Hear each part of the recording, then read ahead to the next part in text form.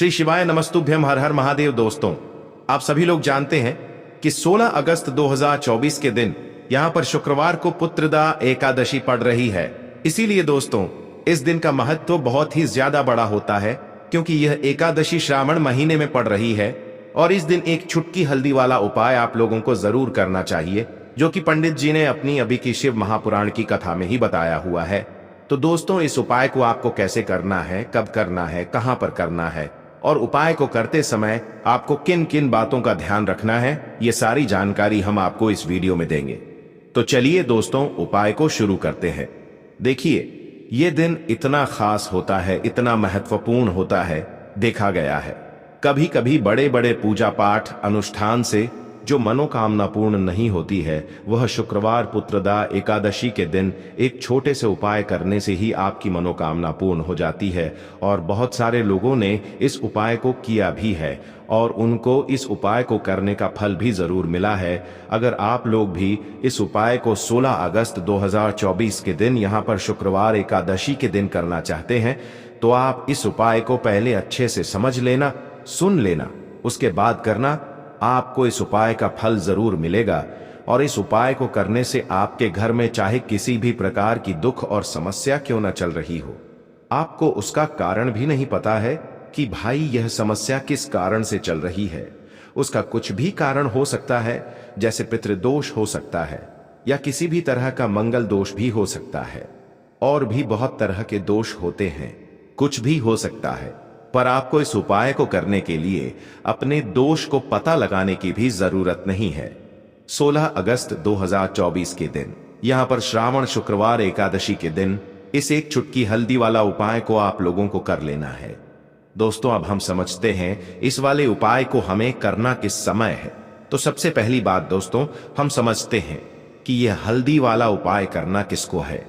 तो देखिए, यहां पर सीधी सी बात है कि यह हल्दी वाला उपाय जो है, यह किस लिए किया जा रहा है। यह मनोकामना को पूर्ण करने के लिए किया जा रहा है, या आपके जीवन में जो दुख और परेशानियां हैं उनको दूर करने के लिए किया जा रहा है, या आपका कोई बड़ा काम है जो कि नहीं हो पा रहा है, आप उसके लिए इस उपाय को कर सकते हो। तो सीधी सी बात यह है कि आप अपनी किसी भी प्रकार की मनोकामना के लिए इस वाले उपाय को कर सकते हो। तो यह उपाय वह व्यक्ति कर सकता है जिस व्यक्ति को अपनी किसी भी प्रकार की मनोकामना भगवान शिव जी से पूर्ण करवानी हो।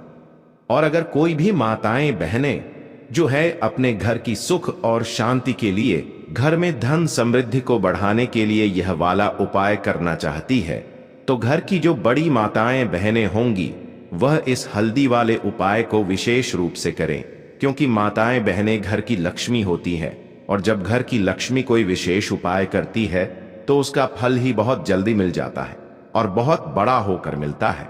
अन्यथा इस उपाय को कोई भी व्यक्ति कर सकता है, चाहे वह बड़ा हो, चाहे वह छोटा हो, चाहे वह बच्चा हो। जिस व्यक्ति को यह हल्दी वाला उपाय समझ आ गया, वह व्यक्ति इस हल्दी वाला उपाय को एकादशी के दिन जरूर करें, क्योंकि उसको इस उपाय को फल बहुत ही जल्दी मिल जाएगा। क्योंकि 16 अगस्त 2024 के दिन यहां पर शुक्रवार पुत्रदा एकादशी के दिन भगवान शिव और विष्णु भगवान जी बहुत आसानी से प्रसन्न हो जाते हैं। तो आइए अब हम समझते हैं कि इस हल्दी वाला उपाय को आपको करना कैसे है और इस उपाय को करने का जो समय है वह क्या है। तो देखिए, इस शुक्रवार के दिन किए जाने वाले यह एक चुटकी हल्दी वाला उपाय जो उपाय है, ये मुख्य रूप से सुबह के समय होगा। किस समय होगा? सुबह के समय होगा। आपको कोशिश यही करनी है कि सुबह के समय हम इस हल्दी वाला उपाय को कर लें। पर किसी कारणवश अगर आप सुबह इस उपाय को ना कर पाओ, आपको कहीं काम से जाना हो या किसी और काम की वजह से आप उपाय को ना कर पाओ, तो आपके पास फिर दूसरा मौका रहेगा, जो कि शाम के समय का रहेगा, प्रदोष काल का रहेगा। अब भाई, प्रदोष काल का समय भी बहुत ही लोगों के मन में प्रश्न बन जाता है कि भाई ये समय होता कब है, कितने बजे से लेकर कितने बजे ये समय होता है, ताकि हमें उपाय के लिए जो है करने का समय पता लग जाए। तो हम आपको बता दें, प्रदोष काल का जो एक समय होता है, शाम का समय वह होता है शाम के 6 बजे से लेकर शाम के 7 बजे के बीच का। इस समय के बीच में आप उपाय को करेंगे तो आपको उस उपाय का जरूर फल मिलेगा। तो शाम के 6 बजे से लेकर शाम के 7 बजे के बीच में आप लोग इस हल्दी वाला उपाय को कर सकते हो। तो भैया बहुत सारे लोग यहाँ पर ये प्रश्न भी जरूर करेंगे कि भाई हम तो नौकरी पर जाते हैं, हम अपनी ड्यूटी पर जाते हैं और आने में हमें देर हो जाती है, तो उस जगह पर हमें क्या करना चाहिए। तो देखिए, उन लोगों को भी टेंशन लेने की जरूरत नहीं है। अगर आप लोग इस उपाय को शाम के समय प्रदोष काल में कर रहे हैं और अगर आप आने में देरी भी हो जाती, आपको आने में 7 बजे तक आप नहीं पहुंच पाते हो, तो भाई आप 7 या रात 8 बजे तक भी अगर उपाय को करोगे तो भी चल जाएगा। और अगर इससे भी थोड़ा देर हो जाती है तो भी आप उपाय को कर सकते हो, क्योंकि 16 अगस्त 2024 शुक्रवार श्रावण का दिन है। यह दिन बहुत ही कम आता है पूरे साल भर में, इसलिए जब आपको मौका मिल जाए तब आप इस उपाय को जरूर कर लेना। कोई भी उपाय हो आप कभी भी कर सकते हो। शुक्रवार के दिन बस कोशिश करना कि समय के थोड़ा मतलब अंतर्गत ही कर लो, पर किसी कारणवश अगर ना कर पाओ तो फिर आप थोड़ा देरी से भी कर सकते हो, आपको उपाय का फल जरूर मिलेगा। तो देखिए, एकादशी के दिन पर विशेषकर श्री हरि विष्णु और मां लक्ष्मी का पूजन किया जाता है। अब साथ ही साथ शुक्रवार का दिन भी पड़ गया है, तो ऐसा समझ लीजिए आपके जीवन में धन भी आएगा, सुख भी आएगा, धन बढ़ेगा भी, और साथ ही साथ आपके जीवन के सारे संकटों को भगवान शिव जी दूर कर देंगे। तो चलिए सबसे पहले बात कर लेते हैं सबसे पहले उपाय की, जो कि पुत्रदा एकादशी वाले दिन आपको विशेषकर करना है। और इस उपाय को करने से आपकी कोई भी ऐसी इच्छा, कोई भी विश जो अभी तक अधूरी है, पूरी नहीं हो रही है, तो आपकी बड़ी से बड़ी विश और मनोकामना भी पूरी हो जाती है। जब आप पुत्रदा एकादशी वाले दिन इस पहले उपाय को कर लेते हैं तो देखिए, आप सभी जानते हैं कि श्री हरि विष्णु जो है, उन्हें तुलसी दल सबसे प्रिय है। बिना तुलसी माता के श्री हरि विष्णु अधूरे हैं और बिना तुलसी पत्तों के श्री हरि विष्णु का भोग अधूरा है। अब श्री हरि विष्णु को प्रसन्न करके आप अपनी मनोकामना को पूरा कर सकते हैं, क्योंकि श्री हरि विष्णु प्रसन्न हो गए तो आपकी कोई भी विश और इच्छा, मनोकामना अधूरी नहीं रहेंगी। तो आपको तुलसी के 5 पत्ते लेने हैं। अब जिस दिन एकादशी है उस दिन तुलसी के पत्ते ना तोड़े, पहले से ही तोड़ कर रख ले। अब ये 5 तुलसी के पत्ते जो आपने लिए हैं, ये 5 तुलसी के पत्ते आपको श्री हरि विष्णु को अर्पित करने हैं। अपने घर के मंदिर में ही ठीक है, ऐसा आपको करना है। आपके घर में श्री हरि विष्णु की कोई मूर्ति है, प्रतिमा है, वहां पर यह 5 तुलसी के पत्ते आप रखें और साथ ही साथ एक देसी घी का दीपक गोल बाती का आपको लगाना है और ओम नमो भगवते वासुदेवाय नमः, इस मंत्र का आपको 11 बार जप करना है। देखो मंत्र कौन सा है, ओम नमो भगवते वासुदेवाय नमः। और फिर श्री हरि विष्णु से अपनी विश, अपनी इच्छा, अपनी मनोकामना कह देना है और फिर देखना आपकी विश और इच्छा, जो भी आपकी मनोकामना है, जो भी अपने जीवन में आपको चाहिए। अगर निर्धनता बहुत है, आप अपने घर से गरीबी को दूर करना चाहते हैं, या फिर धन आपका बढ़ता नहीं है, आप चाहते हैं कि आपका धन बढ़े, या फिर आपके घर में फिजूल खर्ची बहुत होती है, पैसा आपके पास नहीं रुकता है, आप चाहते हैं कि पैसा आपके पास रुके, या फिर घर में कोई व्यक्ति ऐसा है जो बहुत बीमार रहता है, या फिर किसी का विवाह नहीं हो पा रहा है, तो जो भी आपकी इच्छा है, जो भी आपके विश है, बस एक बार श्री हरि विष्णु से कह देना, क्योंकि पुत्रदा एकादशी भी इस दिन है। साथ ही 7 साल का सबसे बड़ा श्रावण महीना है। यह दिन इतना उत्तम है कि जो भी आप श्री हरि विष्णु से मांग लेंगे, जो उनसे कह देंगे, वो आपकी विश, आपकी मनोकामना को बहुत जल्दी पूरा कर देंगे। तो ये पहला उपाय है। चलिए अब बात कर लेते हैं दूसरे उपाय की। तो चलिए बढ़ते हैं अगले उपाय की ओर। देखो, यदि आपके जीवन में आर्थिक संकट बहुत अधिक हो रहे हैं, धन की समस्या लगातार जीवन में बनी हुई है, एक एक रुपयों को प्राप्त करने के लिए आपको बहुत अधिक कड़ी मेहनत कर रहे हैं, तो आज रात्रि में सोने से पहले आपको यह एक चमत्कारी दीपक का उपाय अवश्य करना है। या फिर यदि आपका जो व्यापार है, बिजनेस है, दुकान है, वो अच्छे से नहीं चल पा रही है, तो आज रात्रि में इस विशेष दीपक का उपाय आपको अवश्य करना चाहिए। देखो दोस्तों, दीपक हमारे घर में सभी नकारात्मक शक्ति को बाहर करता है। यह उपाय आपको साल में केवल एक बार करने का ही मौका मिलता है। केवल और केवल एकादशी पर ही इस उपाय को किया जाता है। देखिए, इस उपाय के लिए आपको तुलसी जी की जो सूखी लकड़ी होती है उसे ले लेना है। देखिए दोस्तों, यदि आपके पास पुरानी तुलसी जी की लकड़ी है तो उसे आप ले सकते हैं, और यदि आपके घर में तुलसी जी जो लकड़ी है वो सूखी हुई है तो उसकी लकड़ी आप तोड़ डीएच करके इस्तेमाल कर सकते हैं। लेकिन आपको ध्यान रखना है कि सूर्यास्त से पहले पहले ही आपको ये जो तुलसी जी की लकड़ी है इससे अवश्य ही तोड़ लेना है, और एकादशी के दिन लकड़ी को नहीं तोड़ना है। तो इस उपाय के लिए आपको सबसे पहले तो एक मिट्टी का दीपक लेना होगा। आप चाहें तो आटे का दीपक भी ले सकते हैं, क्योंकि आटे का दीपक सभी दीपक में सर्वोत्तम माना गया है। इस दीपक के अंदर आपको शुद्ध घी का प्रयोग करना होगा, और इससे दीपक के अंदर अपने जो तुलसी जी की लकड़ी ली है उसे भी रख देना है। लेकिन ये जो तुलसी जी की लकड़ी है इसमें आपको चारों तरफ अच्छे से घी लगा लेना है। देखिए, गुरुजी ने बताया है कि जो तुलसी जी की लकड़ी है यदि आप उपाय करते हैं और बहुत ही शीघ्रता से जल जाती है तो इसके लिए आपको एक कार्य करना है। आपको थोड़ी सी रुई ले लेनी है, और उससे रुई को आपको जो तुलसी जी के अपने लकड़ी ली है उस पर अच्छे से चारों तरफ लपेट देनी है। तुलसी जी की लकड़ी के ऊपर रुई लपेटने के बाद इसे आपको पूरा घी के अंदर डुबो लेना है। अब इसे आपको बाती के रूप में प्रयोग करना है। अब दोस्तों, इस दीपक को आपको प्रज्वलित कहाँ करना है? तो इस दीपक को आपको या तो भगवान विष्णु के सामने प्रज्वलित करना होगा, या फिर आपको भगवान श्री राम के सामने प्रज्वलित करना होगा, या फिर भगवान कृष्ण के सामने, यानी कि भगवान विष्णु के जो भी अवतार हैं उनके सामने आप ये दीपक प्रज्वलित कर सकते हैं। या फिर आप इससे दीपक को माता तुलसी जी के सामने भी प्रज्वलित कर सकते हैं। पूज्य गुरु जी ने बताया है कि जो भी व्यक्ति इस प्रकार से तुलसी जी की डंडी से यह दीपदान कर देता है उसके जीवन में कभी भी धन की समस्या नहीं होती है। इसीलिए आपको ये पूरे साल में केवल एक बार ही मौका मिलता है। इस उपाय को करके देखना, आपकी सभी इच्छा जरूर पूर्ण होगी। यह जो उपाय है रात्रि में सोने से पहले करना है। बात करते हैं अगले उपाय की। अब बताते हैं तुलसी के गमले में आपको वो कौन सी चीज डालनी है जिस उपाय को करने से आप अपने जीवन में महाधनी बन जाएंगे। इतना धन आपको मिलेगा कि कभी भी आपके धन में कमी नहीं आएगी, कभी भी आपका धन बर्बाद नहीं होगा। आपके पैसे की बर्बादी बिल्कुल आपके जीवन से रुक जाएगी।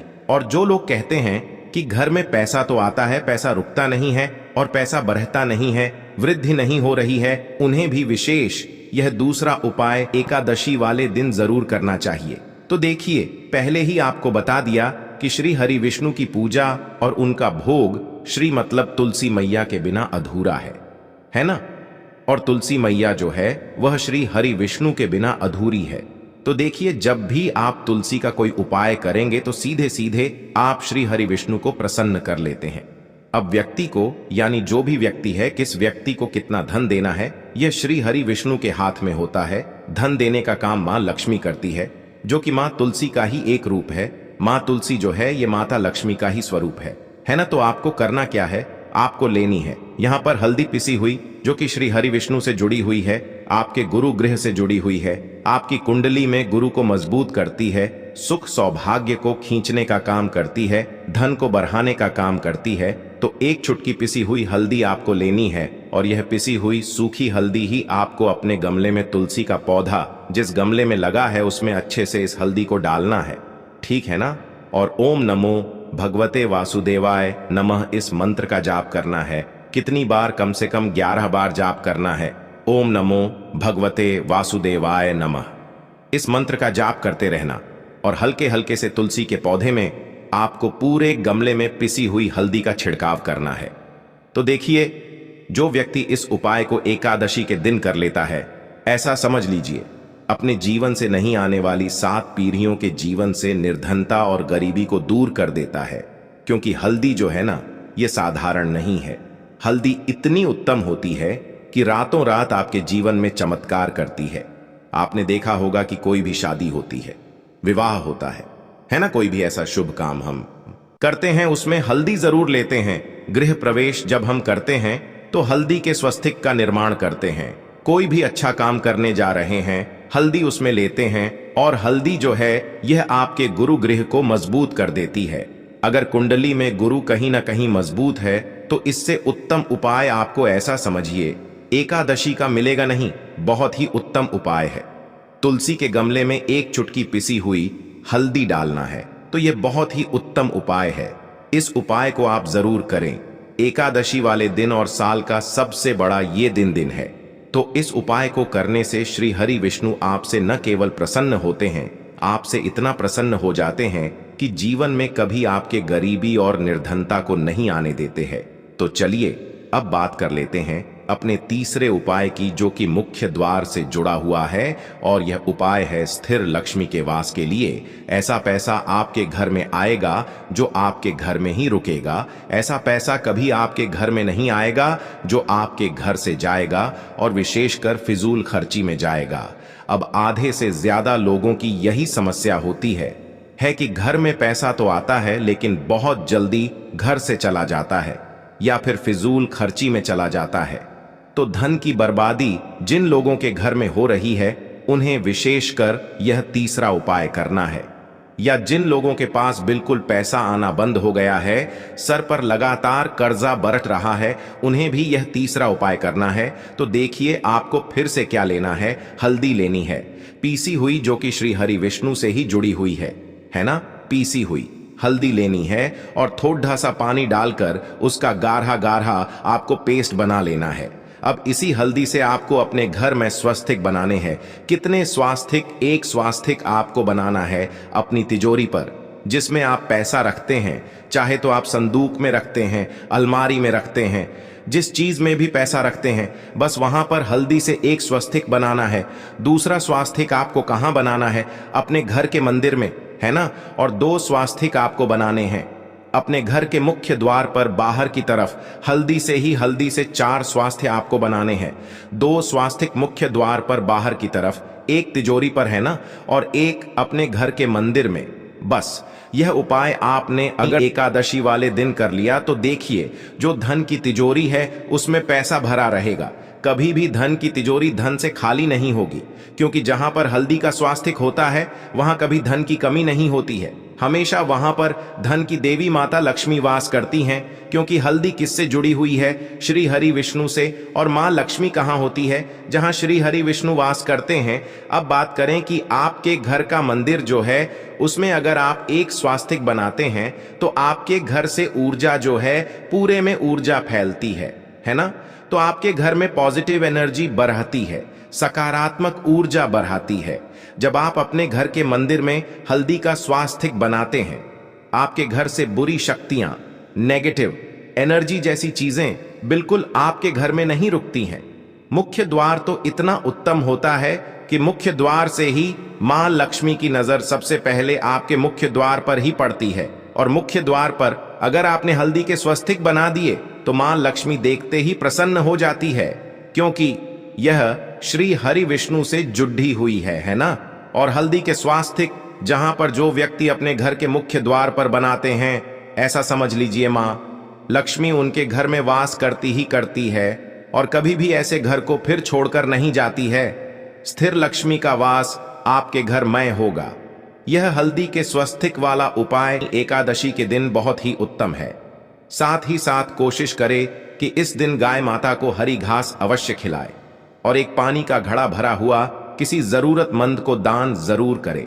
और जो व्यक्ति पक्षियों के लिए पानी की व्यवस्था करता है ना, या फिर घड़े को दान कर देता है, उसके घर कभी भी धन की कमी नहीं होती है। इस उपाय को बहुत ही बड़े और विशेष दिन पर कर रहे हो, तो चलिए अब उपाय के बारे में बात करते हैं। लेकिन उससे पहले आप लोगों को यह जानना आवश्यक है कि आखिर यह उपाय किस समय करना है, किसको करना है और कैसे करना है। तो चलिए हम आगे आपको वीडियो में एक एक करके बता देते हैं। तो दोस्तों, इस 108 चावल के दाने वाला उपाय को हमें इस एकादशी के दिन कैसे करना है, किसको करना है, किस समय करना है और कहां पर करना है, ये सारे सवालों के जवाब आपको इस वीडियो में मिल जाएंगे। और जो ये वीडियो देखेगा भाई, उसको 108 चावल के दाने वाला उपाय जरूर करना चाहिए, क्योंकि इस दिन चावल का भी बहुत ही बड़ा और विशेष महत्व होता है। और जब बात आ जाए 7 दूर्वा की, तो यह सोने पर सुहागा वाली बात हो जाती है और यह एक बहुत ही बड़ा उपाय हो जाता है इस एकादशी का। तो अब दोस्तों, इस 108 चावल के दाने वाला उपाय को आखिर करना किसको है, सबसे पहले हम लोग अब बात जान लेते हैं। तो देखो, घर की जो बड़ी माताएं बहनें होती हैं, उन माताओं बहनों में से कोई भी एक बड़ी माता बहन इस वाले उपाय को कर सकती है। और दोस्तों, अगर आप चाहे तो अपने घर में से सभी सदस्यों को भी इस उपाय को करवा सकते हैं। अगर किसी व्यक्ति की खुद की कोई मनोकामना है, खुद की कोई दुख और परेशानी है जो कि वह अपने लिए ही करना चाहता है, इस वाले उपाय को तो वह खुद अपने लिए भी कर सकता है। बाकी अगर कोई घर में से ऐसा है जो कि अपने ने पूरे घर परिवार की सुख और शांति के लिए यह वाला उपाय करना चाहता है तो भाई वह भी कर सकता है, उसमें भी कोई दिक्कत वाली बात नहीं है। कहने का मतलब यह है कि इस उपाय को हर एक सदस्य भी कर सकता है और पूरे घर परिवार के सदस्य के लिए घर की बड़ी माताओं बहनों में से कोई एक माता बहन भी कर सकती है। माताएं बहनें अगर घर में उपस्थित ना हो या वह यह वाला उपाय ना कर पा रही हो तो फिर घर का कोई बड़ा सदस्य भी इस 108 चावल के दाने वाला उपाय को कर सकता है, चाहे फिर वह पुरुष ही क्यों ना हो, उसमें कोई भी दिक्कत वाली बात नहीं है। अब दोस्तों, उनके पास में जाकर करना है। बहुत सारे लोग प्रश्न करते हैं, हर एक उपाय को करते समय क्या हम इस उपाय को घर पर या मंदिर में कर सकते हैं? देखो, तो इस वाले उपाय को आप मंदिर में करोगे तो अच्छा रहेगा, घर पर नहीं करना है इस वाले उपाय को। उसके बाद में दोस्तों, जो अगला प्रश्न निकल कर आता है वो यह आता है इस उपाय को लेकर कि आखिर इस उपाय को हमें किस समय करना है, सुबह के समय करना है कि शाम के समय करना है? तो देखो, इस वाले उपाय को आप लोग सुबह के समय भी कर सकते हो और शाम के समय प्रदोष काल में भी कर सकते हो। अब अगर आप पूछो कि भाई सबसे उत्तम समय कौन सा रहेगा इस 108 चावल के दाने वाला उपाय को करने का, तो हम आपसे बस यही कहेंगे कि इस उपाय को आप शाम के समय करेंगे तो ज्यादा बेहतर होगा। बाकी अगर सुबह के समय भी करेंगे तो भी अच्छा होगा, उसमें कोई भी दिक्कत वाली बात नहीं है। तो अब दोस्तों, जो अगली सबसे बड़ी और महत्वपूर्ण बात आती है वह यह आती है कि सुबह अगर हम उपाय को करेंगे तो हमें कितने बजे से लेकर कितने बजे तक के बीच में करना है, और शाम के समय प्रदोष काल में करेंगे तो हमें कितने बजे से लेकर कितने बजे के बीच में करना है। तो देखो, सुबह जितनी जल्दी हो सके आप उपाय को करने की कोशिश करना। बाकी अगर किसी कारणवश लेट भी हो जाओ, थोड़ी देर भी हो जाए, तो 10 या 11 बजे तक भी आप उपाय कर लेना, पर 12 बजे से ज्यादा देरी ना हो, ठीक है? इस बात का ध्यान रखना। उसके बाद में दोस्तों, अगर शाम के समय प्रदोष काल की बात करें, प्रदोष काल का जो समय होता है वह शाम के 6 बजे से शुरू हो जाता है। मतलब शाम के 6 बजे से लेकर 7-11 बजे के बीच का जो समय होता है, ये समय प्रदोष काल का समय होता है।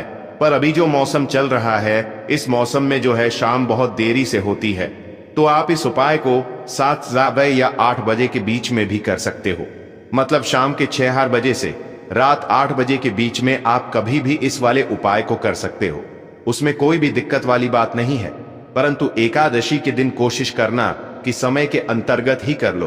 किसी कारणवश ना कर पाओ तो थोड़ा देरी से भी कर सकते हो, आपको उपाय का फल जरूर मिलेगा। देखिए, इस वीडियो में जितने भी उपाय हम आपको बताएंगे सभी उपाय सरल है। देखो, गुरुजी ने कहा है कि एकादशी के दिन आपको 108 चावल के दाने वाला उपाय तो अवश्य ही करना चाहिए। वीडियो के अंतिम में आपको उपाय बताया है जो आपको करना है। देखो, आगे बढ़ने से पहले वीडियो को एक लाइक जरूर करें। देखो, सबसे पहला उपाय, यदि आपके जीवन में कर्जा बहुत अधिक है, आपके जीवन में संकट बहुत अधिक रहते हैं, आपके ऊपर बहुत अधिक विपदा आ रही है, बार बार आपको अपने व्यापार में और अपने धन में हानि देखने को मिल रही है, यानी कि आपको प्रत्येक कार्य में हानि हो रही है, तो आपको यह उपाय करना चाहिए। देखिए, इस उपाय के लिए आपको 108 चावल के दाने आपको लेने हैं, ठीक है? सबसे पहले आप लोग यह जान लो कि यह जो 108 चावल के दाने वाला उपाय है, सिर्फ और सिर्फ आप उपाय की सामग्री लेकर कभी भी शिव जी के मंदिर मत जाना, क्योंकि हमें भगवान के सामने यह नहीं दर्शा है कि अगर हम भगवान शिव जी के मंदिर आए हैं तो अपने फायदे के लिए आए हैं। तो इसीलिए जो भी पूजन सामग्री है, उपाय सामग्री है 108 चावल के दाने, इसके साथ में आपको पूजन सामग्री भी जरूर लेकर जाना है। देखो, अगर सुबह के समय उपाय कर रहे हो तो सीधी सी बात है, 1 लोटा जल तो आप लेकर जाओगे ही जाओगे। वही 1 लोटा जल अगर मिट्टी का जल हो तो बहुत अच्छा रहेगा। मिट्टी का जल कैसे बनाया जाता है, इसके लिए हमने पहले से बहुत सारी वीडियोस बना दी है आपके पास। इस दिन एक आखिरी मौका रहेगा मिट्टी का जल शिव जी पर चढ़ाने का और उपाय को करने का। बहुत बड़ा आपको इस दिन फल मिलेगा, तो इसलिए इस दिन हो सके तो भाई मिट्टी का जल चढ़ाना तो अपने साथ में कम से कम 1 लोटा जल तो आपको को लेकर जाना ही जाना है। अगर मिट्टी का जल नहीं है तो घर का जल भी आप इस्तेमाल कर सकते हो। इसके अलावा जो भी पूजन सामग्री है, देखो 108 चावल के दाने, यह अलग आपके रहेंगे और जो आपकी पूजन सामग्री रहेगी वह अलग रहेगी। पूजन सामग्री में आप जो भी चीज लेकर जाना चाहे वह लेकर जा सकते हैं, उसमें कोई भी दिक्कत वाली बात नहीं है। वहीं अगर हम बात करें शाम के समय की, तो शाम के समय शिवजी पर जल नहीं चढ़ता है, इसीलिए शाम के समय आप लोग एक दीपक तैयार कर लें जो कि गोल बत्ती का, आटे का, शुद्ध देसी गाय का घी का होगा, है ना। इस बात का आप लोगों को ध्यान रखना है और इस दीपक को आपको घर से जलाकर नहीं लेकर जाना है, भगवान शिव जी के मंदिर में जाकर ही जलाना है। इस बात का भी आप लोगों को ध्यान रखना है। अब दोस्तों यहाँ पर हमें इस बात को समझना है कि यह 108 चावल के दाने हमें लेना कहाँ से है। क्या हमें दुकान से लेकर आना है या हमें अपने घर से लेना है या कहाँ से लेकर आना है और कौन से चावल लेना है, क्योंकि चावल भी बहुत प्रकार के होते हैं। तो देखो इन सभी सवालों के जवाब आप लोग एक बात में सुन लो कि भाई यह जो उपाय है, इस उपाय में आपको ये नहीं देखना है कि भाई कौन से चावल है कौन से चावल नहीं है। बस जो भी चावल ले रहे हो वह चावल का दाना सबूत होना चाहिए, मतलब साबुत होना चाहिए, टूटा हुआ नहीं होना चाहिए, कटा पिटा नहीं होना चाहिए। यह बात आपको ध्यान रखना है। बाकी आपका चावल बासमती हो या सादा चावल हो या कोई सा भी चावल हो, उसमें कोई भी दिक्कत वाली बात नहीं है। तो सीधी सी बात है कि आपके घर के रसोई घर में जहां पर आप भोजन बनाते हो, वहां पर जो भी चावल आपके उपस्थित हो, उन चावलों में से अपनी एक कटोरी भर लेना या एक मुट्ठी चावल अलग से निकाल कर रख लेना, क्योंकि हम 108 चावल ही यहाँ पर इस उपाय में लेने वाले हैं, तो हमें यह चावल के दाने गिन कर निकालने पड़ देंगे। इस बात का आप लोगों को ध्यान रखना है। तो अपने उस चावल की कटोरी में से या चावल में से 8 ऐसे चावल के दाने आप लोग निकाल लो जो कि टूटे हुए ना हो, कटे पिटे ना हो, में कोई दाग ना लगा हुआ हो, है ना, अच्छे साबुत चावल के दाने 108 दाने आप लोग निकाल कर रख लो और इन्हें किसी भी एक कागज की पुड़िया में या किसी एक छोटी सी कटोरी में आप लोग रख लो, ताकि यह सुरक्षित रहे, आपके एक भी चावल का दाना इधर उधर ना हो और आपका उपाय भी पूरा अच्छे से हो जाए। तो भाई जैसे ही आपका उपाय की जो सामग्री है 108 चावल के दाने ये तैयार हो जाते हैं, उसके बाद मैं आपको जो भी अपनी पूजन सामग्री है सुबह के समय कर रहे हो, तो एक लोटा जल या पूजन सामग्री जो लेकर जाना चाहो उसकी भी तैयारी कर लेना। और शाम के समय जा रहे हो तो भाई अपना जो दीपक है उसे तैयार कर लेना, ठीक है। और उपाय को करते समय शुद्धता का विशेष रूप से ध्यान रखना, ठीक है। सुबह सुबह स्नान करने के बाद ही उपाय को करने की आप लोग तैयारी करना। उसके बाद अगर शाम के समय की बात करें तो शाम के समय आपको स्नान करने की जरूरत नहीं है, पर शुद्धता का ध्यान रखना है। आपको स्नान तो नहीं करेंगे, आप हाथ मुंह धोकर भी इस वाले उपाय को शाम के समय प्रदोष काल में कर सकते हैं, इसमें कोई दिक्कत वाली बात नहीं है। तो आप अपने उपाय की पूरी सामग्री तैयार करके आपके पास ही में जो आपका शिव मंदिर हो वहां पर पहुंच जाइए। सबसे पहले शिव मंदिर में जाकर आप लोगों को उपाय नहीं करना है, पहले भगवान के दर्शन करना है, भगवान से आशीर्वाद प्राप्त करना है, फिर शिव जी की शिवलिंग के पास में आना है। शिवलिंग के पास में आने के बाद आप जो पूजन सामग्री लेकर आए हुए हैं, जैसे कि सुबह गए हुए होंगे तो 1 लोटा जल और जो भी पूजन सामग्री लेकर आए हैं आप उनसे भगवान शिव जी की पूजन कीजिए। सबसे पहले तो 1 लोटा जल ही चढ़ेगा, उसके बाद में आपकी पूजन सामग्री चढ़ेगी। उसके बाद में अगर दोस्तों शाम के समय अगर आप इस उपाय को कर रहे हो तो अपने साथ में कम से कम एक जो दीपक है गोल बाती का, जो आप अपने साथ में लेकर गए हो, उस दीपक को मंदिर में जाकर अपनी माचिस से जलाना है और उस दीपक को शिवलिंग के पास में रखना है, ठीक है। इस दीपक को रखने के बाद ही आप लोगों को अपना यह वाला उपाय शुरू करना है और दीपक को ज्यादा पास में मत रखना, वैसे भी गर्मी पड़ रही है, भगवान शिव जी को आंच नहीं लगनी चाहिए, है ना। तो भाई जैसे ही आपकी पूजा अर्चना हो जाती है आप भगवान शिव जी को प्रसन्न कर लेते हैं, उसके बाद में शिवलिंग के पास ही में आप कहीं पर बैठ जाइए, सामने या आसपास जिस जगह पर आपको बैठना हो वहां पर बैठ जाइए और अपने वह 108 चावल के दाने अपने सामने निकाल कर रख लीजिए, क्योंकि अब यहाँ पर उपाय को यहाँ पर करने की आपको तैयारी करना है। और इस तरीके से जब आप उपाय करेंगे, पूजन सामग्री करने के बाद, पूजन अर्चना करने के बाद, तो आपको उपाय का फल बहुत जल्दी और बहुत बड़ा होकर मिलेगा।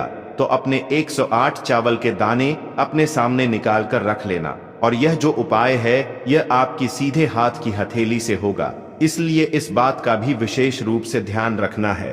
तो सीधे हाथ की हथेली का प्रयोग करके ही आप लोग अपना इस वाले उपाय को करना। अपने सामने जो भी आपकी कागज की पुड्डिया है उसको खोल कर रख लो, या कटोरी है तो भाई उसे अपने सामने रख लो और अपने वह 108 चावल के दाने निकाल लो। ठीक है। उसके बाद में दोस्तों अब आपको क्या करना है कि शिवलिंग आपके सामने होगी, तो आपने वह 108 चावल के दाने एक एक करके आपको शिव जी के शिवलिंग के ऊपर चढ़ाना है। कहां पर चढ़ाना है? शिवलिंग के ऊपर चढ़ाना है और कहीं पर भी नहीं चढ़ाना है। आपको अपने हथेली से तो शिवलिंग के ऊपर चढ़ाना है, भले ही फिर वह अपने आप जलाधारी पर गिर जाए, या मतलब वहीं पर गिर जाए, उसमें कोई दिक्कत वाली बात नहीं है। पर आप चढ़ाओ शिवलिंग के ऊपर ही। तो आपको क्या करना है?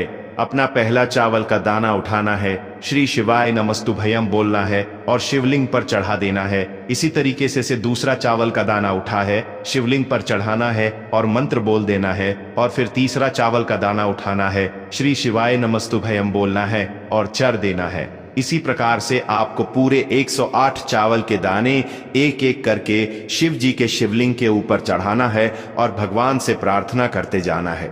मतलब प्रार्थना तो आपको आखिरी में करना है, पर हर एक चावल के दाने को चढ़ाते समय श्री शिवाय नमस्तुभयम जरूर बोलना है। उसके बाद ही मैं यह चावल का दाना शिवलिंग के ऊपर आपको चढ़ाना है।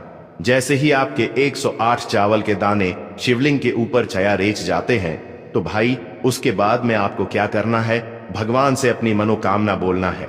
मनोकामना भी कब बोलना है? जब आपका 108 चावल का दाना आपके सीधे हाथ की हथेली में हो और आप उसे चढ़ाने के लिए जा रहे हो। श्री शिवाय नमस्तुभयम बोलकर उस आखिरी चावल के दाने को शिवलिंग के ऊपर चढ़ा देना और भगवान से फिर अपनी वह मनोकामना बोल देना, जिस मनोकामना के लिए आप लोग अपना यह वाला उपाय कर रहे हो। जिस भी दुख और परेशानी के लिए आप लोग